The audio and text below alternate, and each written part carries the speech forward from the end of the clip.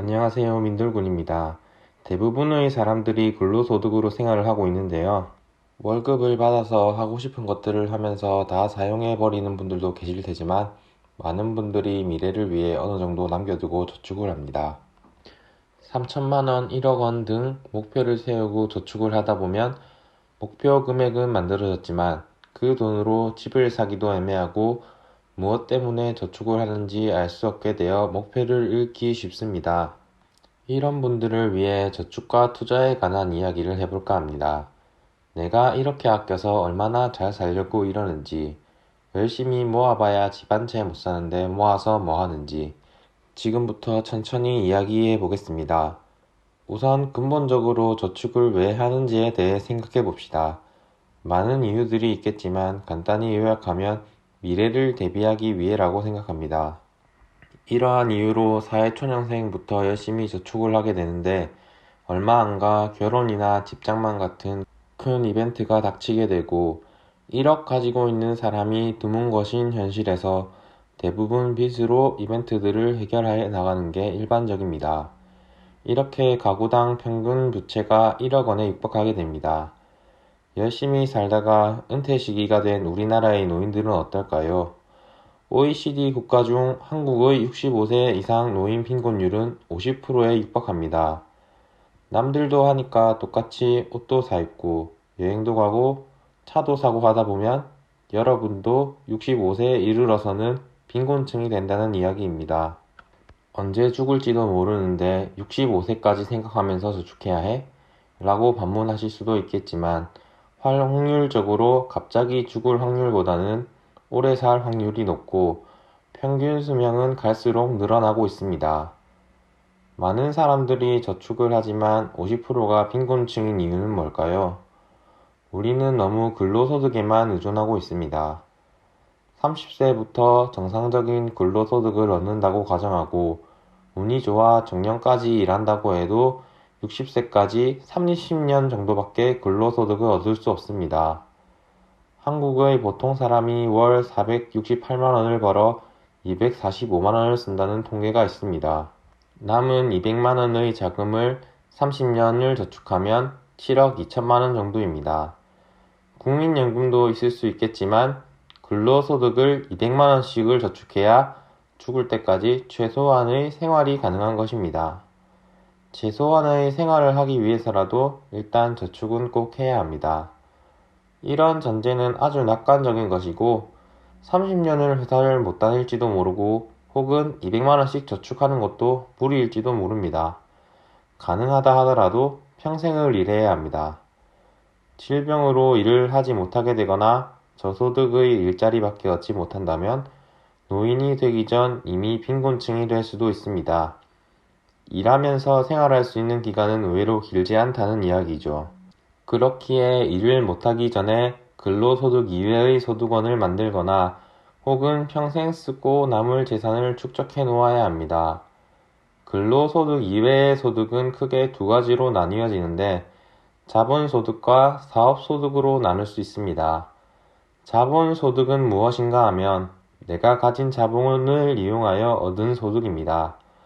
부동산 시세 차익, 임대 수익이 될 수도 있고 금융상품에 투자하여 얻는 수익 혹은 현금을 다른 실물 자산과 바꾸어 가치를 높일 수도 있겠지요. 이러한 자본소득을 얻는 과정을 투자라고 이야기하며 자본소득을 극대화하기 위해서는 자기 자본이 많아야 합니다. 내 자본이 1억이고 연수익률이 10%라면 1년에 1천만 원의 수익을 얻는 것이죠. 수익들이 누적되어 10억이 된다면 1년에 1억의 수익도 얻을 수 있습니다.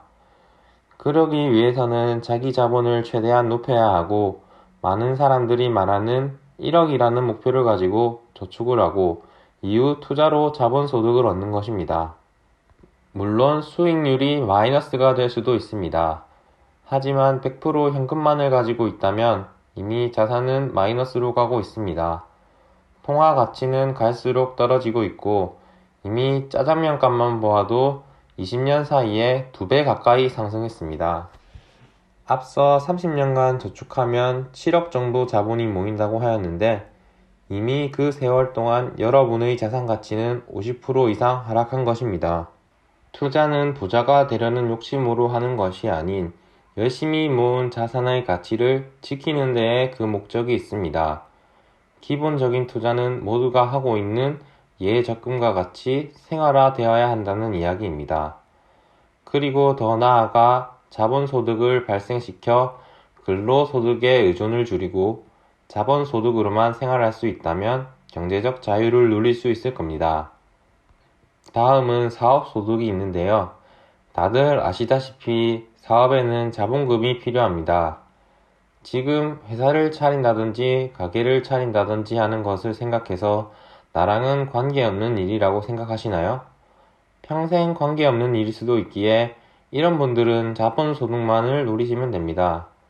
하지만 갑자기 직장에서 해고되거나 월급쟁이 생활이 만족스럽지 못할 때 등 자이건 타이건 사업을 해야 할 시기는 언제든 찾아올 수 있습니다. 사업체를 차리는 것은 물론 위험 부담이 큰 일이지만 성공한다면 월급 받는 것과는 비교가 안 되는 수익을 안겨주겠지요. 철저히 준비해서 목표를 갖고 하는 사업은 금전적, 정신적으로 풍요롭게 할 것입니다. 하지만 처음부터 대출을 일으켜서 사업을 하는 것은 미래가 없는 일입니다. 어떤 사업이건 리스크를 받더라도 일어날 수 있어야 하는데 무작정 돈을 많이 벌고 싶어서 어려워서 계획 없이 사업에 뛰어들다가는 자유로운 미래가 한층 멀어지게 될 것입니다. 설사 사업이 잘못되더라도 버틸 수 있는 체력은 저축에서 나오게 됩니다. 저축은 언제든 시작될 수 있는 나의 사업 자금이라고 생각해 보세요. 재화나 서비스를 생산해내는 큰 사업이 아니라도 사업 소득을 일으키는 방법은 다양해졌습니다. 가수 염따 씨는 스마트 스토어를 이용해 티셔츠를 팔아서 본업의 수익을 상회하는 수익을 올리기도 하였습니다. 비단 연예인에만 그치지 않고 많은 보통 사람들이 스마트 스토어, 인스타그램, 블로그 등으로 물품을 판매하고 자신의 재능을 팔기도 하는 등 여러 가지 사업의 발상을 통해 본업 이상의 수익을 얻고 부업이 본업이 되기도 합니다. 사업은 마냥 남의 일이 아니고 언젠가는 자신도 사업주가 될 수 있고 그에 대한 대비를 해나가야 된다고 말씀드리고 싶습니다. 어떤 방식이 되었던 자산 증식의 첫 번째 단추는 저축인 것을 명심하시고 돈 모으는 것에 대한 목표를 잃지 않으셨으면 좋겠습니다. 처음에도 말하였지만 미래를 대비하지 않으면 멀지 않은 미래에 빈곤한 삶을 살게 될 것이고 타인에게만 일어나는 일이 아닙니다. 돈이 행복의 전부는 아니지만 삶을 영위하는 데는 필수 조건이므로 빈곤해지지 않을 정도의 자산은 축적해 나가시길 바랍니다. 오늘 영상은 여기까지입니다. 유익하게 보셨다면 구독과 좋아요 한 번씩 부탁드립니다. 끝까지 시청해주셔서 감사합니다.